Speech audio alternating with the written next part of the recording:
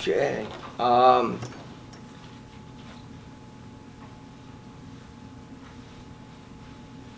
think give a lot of credit to East Carolina and Joe.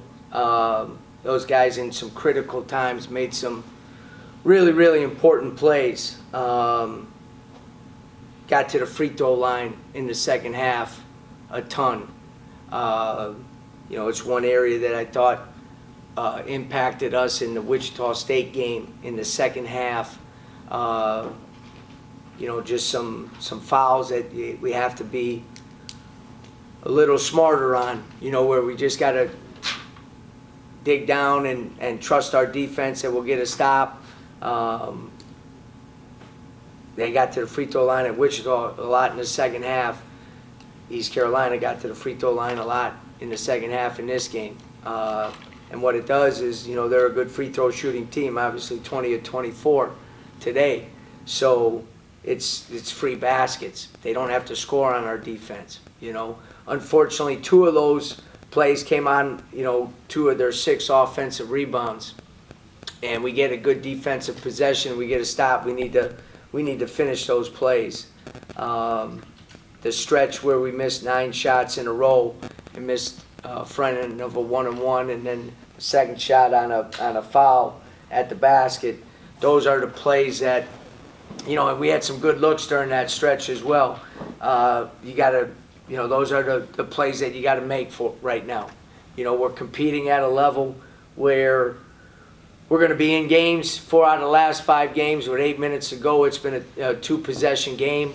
So now you got to dig down. But as I told the guys, there's some possessions earlier in the game that if you finish those, it would be a different situation in the last 8 minutes. So, I thought we had some really good execution offensively today.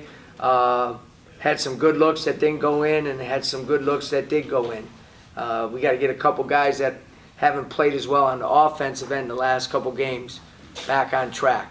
Because it's critical that in these games to end the regular season, heading into the postseason, that guys are offensively and defensively playing at a high level. Sorrell Smith had a career high 5 3-pointers tonight, coming off of how he played in the second half on Tuesday. Can you talk a little bit about what you're seeing from him in practice and what's leading to these performances? Well, unfortunately, I haven't seen anything in practice because we haven't practiced. You know what I mean? Yeah.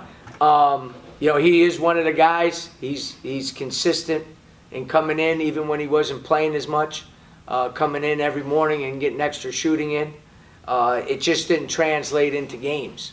You know what I mean? And that's hard on players when they're putting in the time and they're not seeing the results. Because obviously his shooting percentages from both the 2 and the 3 going into the last 2 games was not at a great level, all right? But he kept at it, kind of got into a rhythm the other night, and I just felt comfortable. I liked the way he competed. It wasn't just that he made those shots at the end of the game. There was a couple hustle plays and stuff like that showed me, that, maybe he's turning the corner a little bit for us. So started him. We had really good offensive execution, great, 14 assists, 10 turnovers, 21 baskets.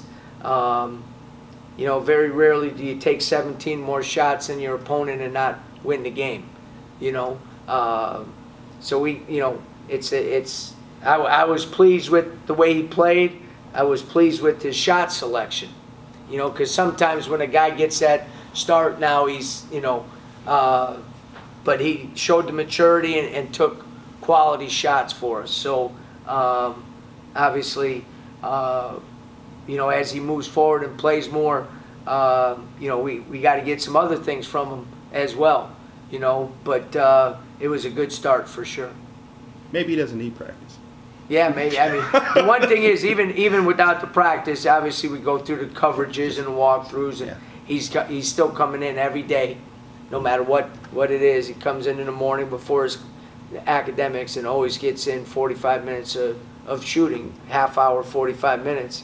So his work, obviously, you always say that, when you get your opportunity, now he's had it, but he just hasn't shot the ball as well, So But I was pleased with his competitiveness today as well. Brandon Suggs for East Carolina. I mean, they were 10-2 before he got hurt or Yeah. had a COVID break or Yep. something. Yep. Could you talk about him tonight? Because they don't even run anything for him. It didn't look like. No, and I said, they had their best record ever, hadn't lost a home game. They go on a COVID pause, can't do anything for a week, a week and a half. Then they come back, and just like everybody that does that, you get guys banged up because they haven't done anything in the middle of the season, and then you got to go play games. So then he gets banged up. You know what I mean? They're just not the same team without him. As good as those other guys are, as you said, they don't run anything for him, but he's great in transition. He gets 3 defensive rebounds. He hits a 3 in the first half. He hasn't shot the ball well. I think he's 18% from the 3 in league play. He makes a big 3 in the first half. Just makes good hustle plays and draws 5 fouls. You know what I mean? So he's a glue guy that's very important to their success. And now that he's back, they've won 2 out of the 3 games since he's been back. So 2 road games as well. So they're obviously a different team with him because he's a great piece to what they put together. What was the message to the team at halftime? You're down 1 point. Obviously, you feel confident going into the second half at that point. Yeah, I thought that the 3 areas on the defense that we need to do a better job of, there was a couple closeouts on shooters that weren't aggressive enough, that we needed to make a second and third effort. Our initial defense was good. Our ball screen coverage was good. I thought there was a couple transition plays that we didn't communicate well enough and gave up some easy baskets in transition in the first half. And then on offense, I said, we can't, we force 17 turnovers, but only get 11 points out of those 17 turnovers. We get 11 offensive rebounds and only get 6 second chance points. You know what I mean? Yeah. So the effort stuff, we need to have some production after the effort. I mean, we force 17 turnovers and get 11 points. They force 10 and get 9. That 2-point differential isn't big enough. Right. It's not big enough. We get 11 offensive rebounds. We get 6 second chance points. They get 6 and they get 8. You can't keep with that effort and doing those things that is created by playing really hard and not get anything for it and actually be even point-wise in those 2 areas. In 2 areas that you dominated, almost twice as many offensive rebounds, force almost twice as many turnovers, but you got no juice because of it. You know what I mean? And I just thought that offensively we moved the ball well and we had some good looks in the first half. I said we got to be ready to shoot. We got to finish some plays around the basket. And there was a couple that we did and a couple that we didn't in the second half. And what did you think about the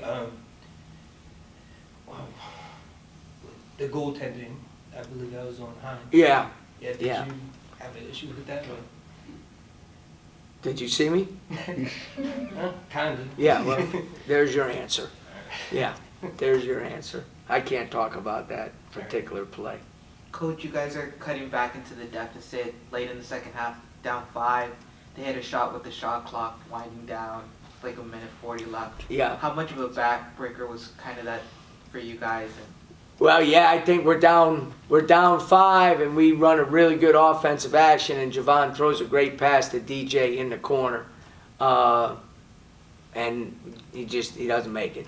You know what I mean? So we're fine with that. Now you got to get a stop, and we did have really good defensive possession, and then Robinson, who at that time is 1 of 4 from the 3.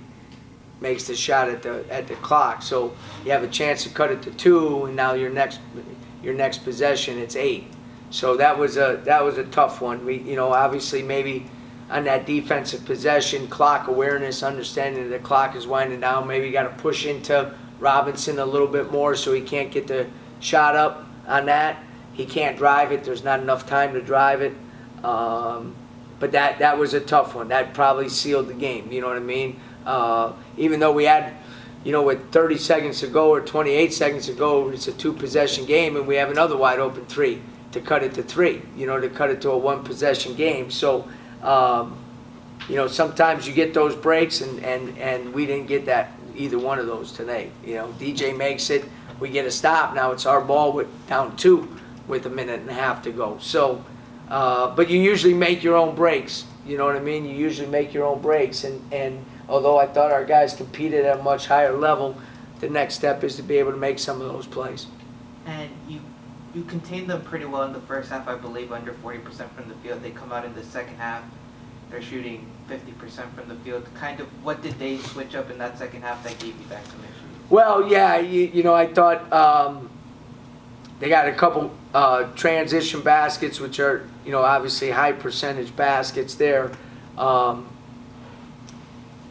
they only get 18 shots in the second half. So again, a little bit of it was not as many shots taken by them because of our fouls. I said we fouled too much in the second half, and we forced a lot of turnovers in the second half. You know what I mean? So they don't get the shots up. So although the shooting percentage is good, it's still a defensive stop. You know what I mean? So again, it gets skewed a little bit with the percentage when you force 17 turnovers. But I thought we gave up a couple too many shots at the rim, and one pretty good look for Jackson in the second half where we didn't close out hard enough on him.